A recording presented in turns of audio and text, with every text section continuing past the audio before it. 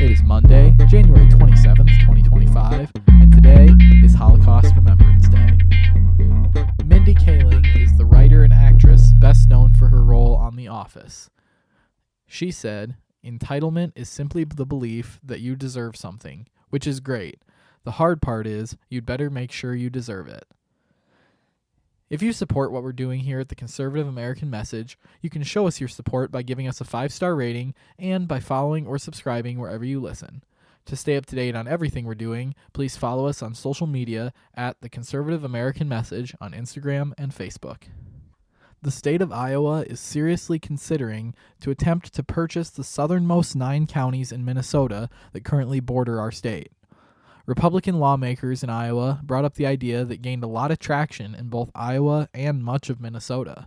In fact, many Minnesotans in other counties further north than those southernmost 9 have spoken up asking Iowa to buy them as well. Now, if it were put to a vote of all Iowans and the Minnesotans at least residing in the southern 9, it would certainly be a vast majority in favor. But the process is a little more difficult than that. First, the Iowan legislature would have to pass a bill and the governor must sign it. Now, it might actually get that far, but then Minnesota must also do the same. I would be pretty surprised if Minnesota would actually give up a huge area of territory that contains such a long stretch of I-90. But anything is possible. In addition to both states approving this border change, it must then be approved by the U.S. Congress, and I fear that that will be the definitive death of this proposal. But who knows? Maybe this new Republican majority in Congress will have the power to act on the behalf of the will of the people who actually live in this area. So far, a bill is currently being drafted in the Iowa legislature, and we'll have to see what happens from there.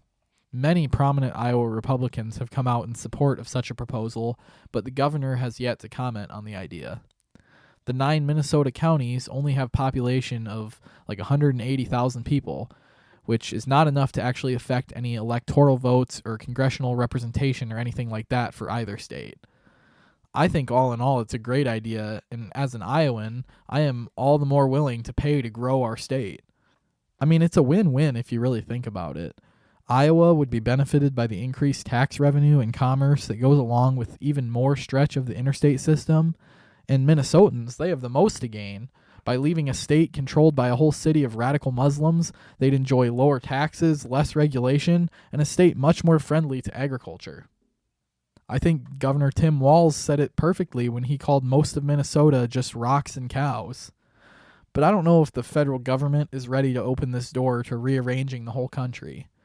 There's long been talk about redrawing other borders in states like Oregon, where nearly every county outside of Portland favors joining Idaho, or Northern California wants to segregate itself from the large cities.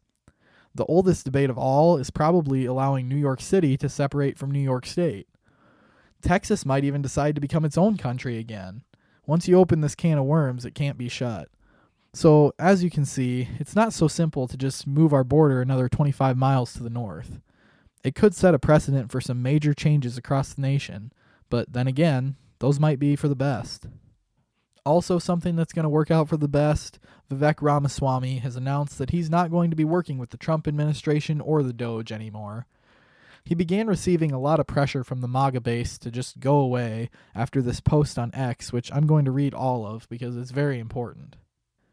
He says, "The reason top tech companies often hire foreign-born and first-generation engineers over Native Americans isn't because of an innate American IQ deficit, a lazy and wrong explanation. A key part of it comes down to the C word, culture. Tough questions demand tough answers, and if we're really serious about fixing the problem, we have to confront the truth. Our American culture has venerated mediocrity over excellence for way too long, at least since the 90s and likely longer. That doesn't start in college, it starts young. A culture that celebrates the prom queen over the math Olympiad champ or the jock over the valedictorian will not produce the best engineers.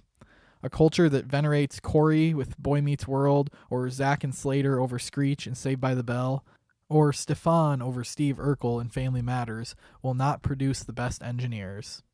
Fact, I know multiple sets of immigrant parents in the 90s who actively limited how much their kids could watch those TV shows precisely because they promoted mediocrity, and their kids went on to become wildly successful STEM graduates. More movies like Whiplash, fewer reruns of Friends, more math tutoring, fewer sleepovers, more weekend science competitions, fewer Sunday morning cartoons, more books, less TV, more creating, less chillin', more extracurriculars, less hanging out at the mall. Most normal American parents look skeptically at those kind of parents. Most normal American kids view those kinds of kids with scorn. If you grow up aspiring to normalcy, normalcy is what you will achieve. Now close your eyes and visualize which families you knew in the 90s or even now who raise their kids according to one model versus the other. Be brutally honest. Normalcy doesn't cut it in a hyper-competitive global market for technical talent, and if we pretend it like it does, we'll have our asses handed to us by China. This can be our Sputnik moment. We've awakened from slumber before, and we can do it again.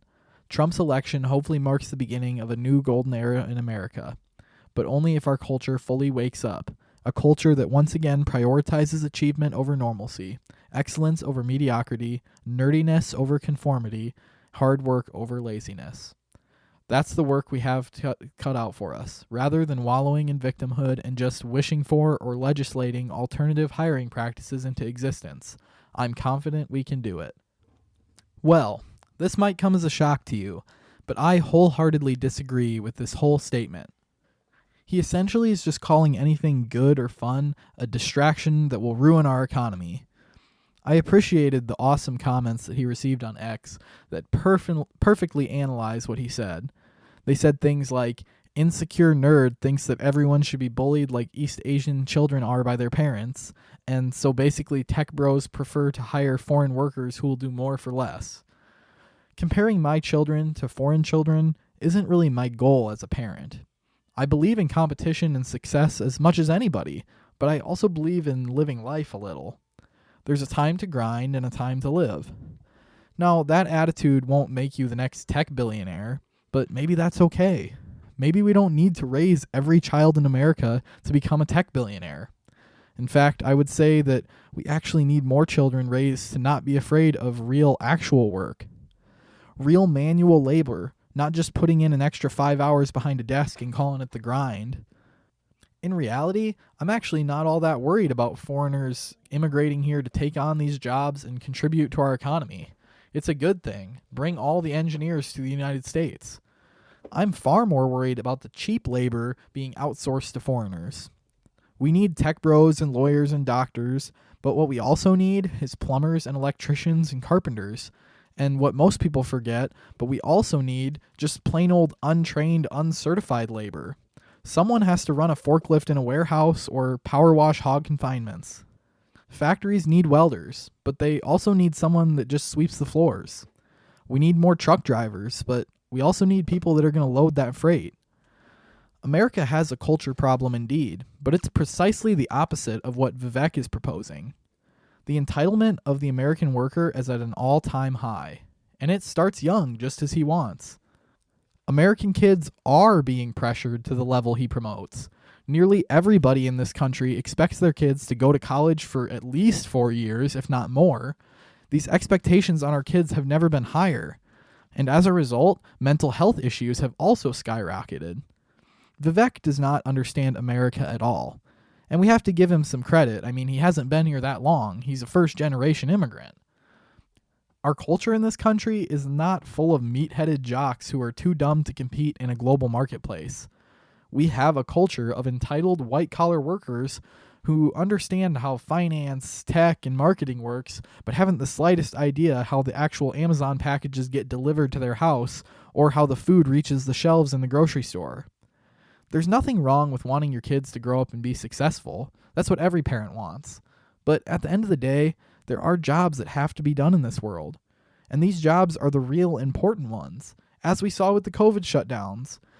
If your work was deemed to be non-essential, what are you doing? Why does your job even exist today? I think that pointing the finger at parents in this country for not pushing their kids hard enough is a gross miscalculation to this problem. Once again, Vivek may have learned at Harvard that nobody should ever have to do work with their hands because that would just be demoralizing. But in the real world, the only way he is even able to survive is on the backs of actual hard-working people. There's nothing wrong with being a stockbroker or an accountant or a lawyer, so long as you do not look down on those who might make less money than you. Most of us work hard at whatever job we do.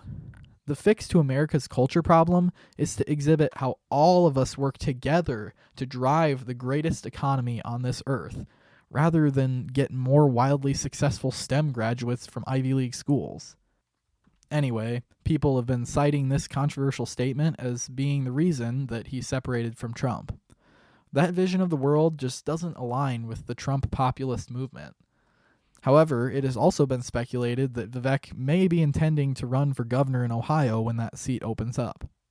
I think he's a little too radical, and that's how I've always felt.